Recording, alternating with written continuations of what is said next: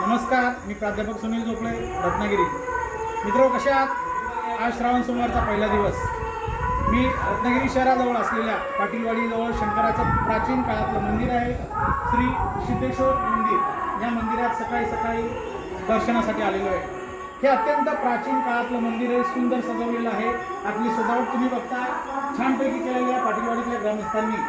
खूप सुंदर पद्धतीने दरवर्षी मी वर्षानुवर्षी या मंदिरामध्ये येतो आणि या ठिकाणी ह्या महाशिवरात्र असेल, श्रावण महिन्यातला सोमवार असेल, या ठिकाणी प्रसन्न असं वातावरण, निसर्गाने नटलेलं हे सौंदर्य आपण बघताय. कोकण भूमी ही निसर्गाने नटलेली, त्या नटलेल्या भूमीमध्ये अशी रत्नागिरी जिल्ह्यामध्ये अनेक मंदिरं आहेत आणि त्यातलंच हे शंकराचं जागृत देवस्थान असं या मंदिराकडे बघितलं जातं.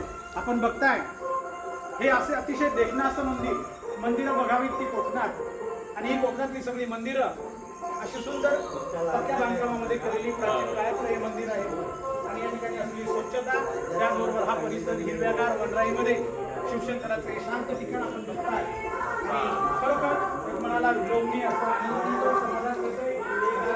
आंब्याची झाडं, चिंचेची झाडं, त्याचबरोबर घनदाट जंगल अशा ह्या वनराईमध्ये ह्या शंकराचं स्थान आल्यानंतर मनाला एक शांती लाभते, एक प्रसन्नता लाभते आणि खरोखर एक मनाला वेगळा आनंद मिळतो, समाधान मिळतो. मित्र, रत्नागिरी